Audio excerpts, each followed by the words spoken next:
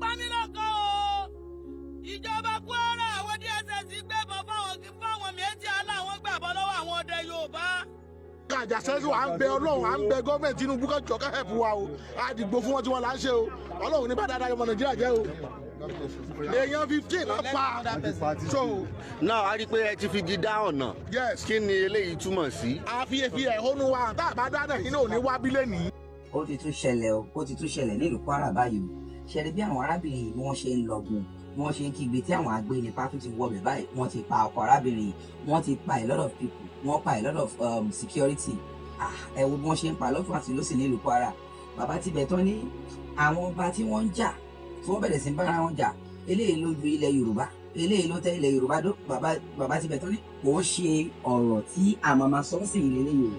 Bá ṣe máa gbé àwọn Àgbẹ̀kọ̀yà dìde tí wọ́n máa dúró fún ilẹ̀ Yorùbá tí a máa gbára lọ́wọ́ àwọn Fúlàní agbénipa yìí, wọ́n lòun ló jẹ wá lógún o. Wọ́n ní àwọn èèyàn bíi Sunday Igboho wọ́n yìí pọ̀ gan ní ilẹ̀ Yorùbá o. Wọ́n ní ṣùgbọ́n bọ́jẹ́ ń tún ti Sunday Igboho gan ò jẹ́ káwọn èèyàn púpọ̀ lè gborí jáde. Pàápàá náà bàbá Tibetan tó wá ní Ààrẹ Ọ̀nà Kakanfò gan, ṣé orúkọ lásán ni wọ́n ń jẹ́ ni àbí pátì ni kí wọ́n máa lọ kákàkiri.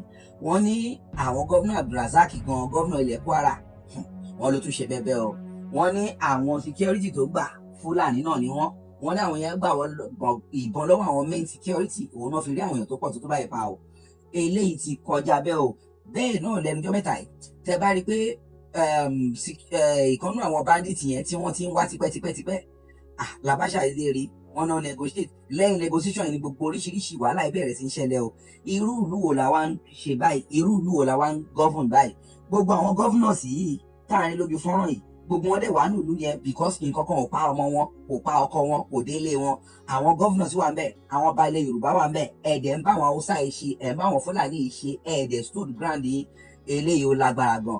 So bàbá Tibetan tú àwọn pẹ̀rẹ̀pẹ̀rẹ̀ àṣírí nípa gbogbo tó ń lọ nínú ìjọba Tinubu àti gbogbo àwọn tó wà behind gbogbo pípa lọ́tún àti lọ́sì. Wọ́n ní ká dìde fún ilẹ̀ Yorùbá o. Ẹja àgbọ̀ ètò kù lẹ́nu Prophet Tibetan. Please don't forget to subscribe, like and share. Sórí gbogbo wọ̀nyẹn kì í ṣe issue tí Yorùbá need. Aláàfin bá Ọ̀ọ̀ni jà, Ọ̀ọ̀ni bá Àwùjalẹ̀ jà, Àwùjalẹ̀ bá ọba Oǹdó jà. Kì í ṣe problem wa for now. Bí a ṣe máa gbé Àgbẹ̀kọ̀yà dúró padà, bí a ṣe máa empower gbogbo ọdẹ ilẹ̀ Yorùbá, bí a ṣe máa kó àwọn oníṣẹ̀ṣe jọ pátápátá, bá ṣe lè gbá Kwara padà. Ìyẹn ló jẹ́ problem wa. Then a máa tún raise bí 6, 7, 8 ẹni tó jọ Ìgbòho. Àwọn tó sì lágbára ju Ìgbòho wà káàkiri ilẹ̀ Yorùbá. Yorùbá tàn láti dé Brazil, Yorùbá tàn láti bí dé Trinidad and Tobago, ó dé Cuba, ó dé káàkiri. Àwa ní ẹ̀yà ẹ̀ pọ̀ jù lábẹ́ ọ̀run. Ẹ wá wo àwọn táwa fi ṣe olórí, àwọn tí ò mọ ìtàn, tí wọ́n gba bí ìtàn rí, tí wọ́n ṣe history. Ẹni tó lọ ṣe then gbogbo nǹkan tí Ọ̀ọ̀ni kó mọ́ra, ìjà ìlara náà jà.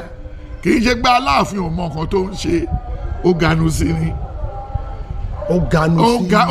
Ó da lábàá ni, ó kàn jù bẹ́ẹ̀ ni.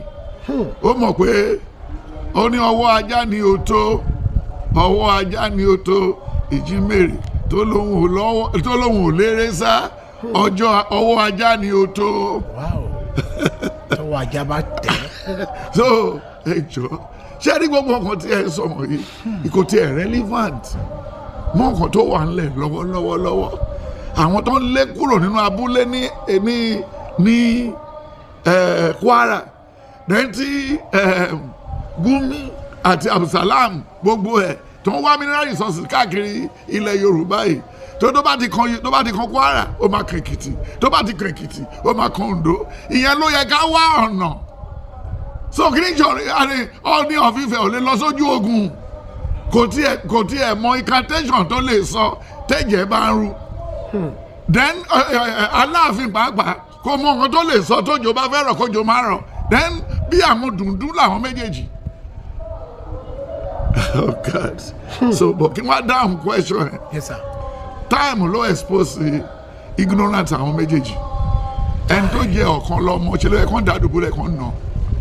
Báwo lẹ́yìn ọkàn ṣe fẹ́ jẹ́ ọ̀kan lọ́mọ tí Bíbélì dẹ̀ ṣàlàyé fún wa wípé ọmọ ò láyọ̀ lé, ẹni ọmọ sí ló ṣe kí ni ló bímọ kí ni ṣebí wọ́n ṣe ti Abíọ́lá tí wọ́n pa Abíọ́lá nìyẹn ó yẹ ká bá Ọọ̀ni sọ̀rọ̀ Abíọ́lá tó yẹ pé báyìí ló mú dání ó pè ní Ààrẹ Ọ̀nà Kakanfò kò rórí ara ẹ̀ tí tó fi kú kò rí orí ara ẹ̀ ẹnìkan wá gbórí ilẹ̀ ó lóun ọ̀kan lọ́mọ ṣé ìwọ ẹran ló fi súrè lé lórí ni àbí òjì ọ̀gẹ̀dẹ̀ méjèèjì yẹn relevant sa kò relevant ààrẹ ni bá wọn sọ̀rọ̀ ọmọdé ló ń da àwọn méjèèjì láàmú ọmọdé but àwọn ọmọ tó kéré jù yẹn jọba nínú Bíbélì wọn misbehave ọba àgbọ̀ kékeré ló ti jọba and that guy is very ọba àgbọ̀ I kudo to him he's a very brilliant young man ó gbọ́n ju ọbabìnrin ó gbọ́n ju àwọn ọba wọ̀nyí kí n má pè wọ́n ní rádaràdà bọ̀ nínú ọkàn mi rádaràdà ni mo pè wọ́n